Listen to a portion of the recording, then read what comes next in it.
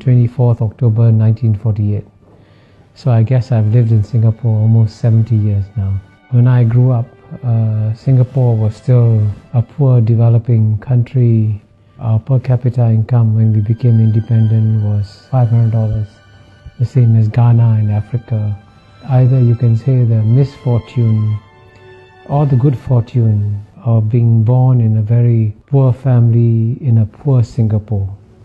So when I was 6 years old, when I went to school for the first day, we were weighed at school. They wanted to see how heavy we were. And I was declared undernourished. So I was put in a special feeding program when I went to school, and the principal had a big pail of milk, and all the children who were underweight were asked to take one scoop of milk from the pail of milk. And our house in Singapore had no flush toilet. There was crime and riots, gangster fights in my neighborhood. So in a sense, I grew up in what you call a typical third world environment. And it's quite remarkable that in my lifetime, Singapore has gone from being a third world country to a first world country. And I have lived through this remarkable transformation. I was Dean of the Lee Kuan Yew School of Public Policy for 13 years, from 2004 to 2017. And I would give every student who came to the Lee Kuan Yew School the same lecture. I said, I'm going to share with you the secret of Singapore's success free of charge. And I to tell the students that if you implement this secret formula, your country will succeed. And I capture the secret formula with the acronym in English, MPH.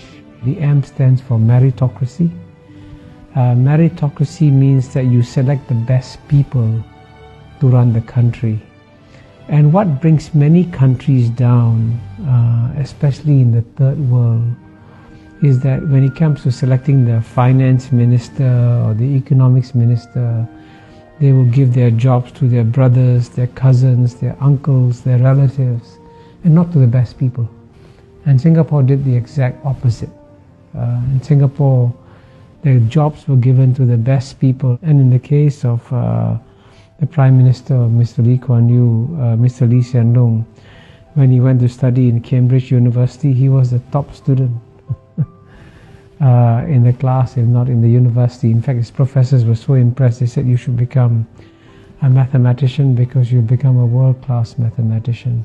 Then he went to study in another great university, the Harvard Kennedy School. And in that university, he's one of the few students to get an article published in a Tier 1 economics journal. Very few students get articles published in a Tier 1 economics journal. So he's incredibly brilliant. And so if the best man of the job is Mr. Lee Kuan Yew's son, then he should be selected. Not on the basis of the fact that he's a relative, but on the basis that he's the best person for the job. So meritocracy is the first pillar of Singapore's secret formula. The second pillar is P, and P stands for pragmatism. Pragmatism is an English word, and it's an English concept. But the best definition of pragmatism was given by China's leader, Mr. Deng Xiaoping, when he said it doesn't matter whether a cat is black or a cat is white. If the cat catches mice, it is a good cat. So in the same way, it doesn't matter what your ideology is. If it works, you use it. So Singapore was very pragmatic. So it would take some policies that are capitalist and some policies that are socialist, and it would mix them up. And that's what pragmatism is about. You're not bound by any ideology. But the third pillar, the H is of course the hardest to achieve, because H stands for honesty. And indeed, what has brought most third world countries down and what has led to their failures in development has been corruption. And so Mr. Lee Kuan Yew, after he became Prime Minister, made it a point to punish not the junior people, but the very senior people. So when a deputy minister went on holiday with his friend, a businessman, When he came back, he was arrested. And so he said, why am I being arrested? He says, you went on a holiday with a businessman, he paid all your expenses, that's corruption. You go to jail. So when a deputy minister is sent to jail, then everybody says, oops, I got to be careful, I can also go to jail. So that honesty factor is one critical reason why Singapore has been exceptionally successful. So it's a combination of meritocracy, pragmatism and honesty.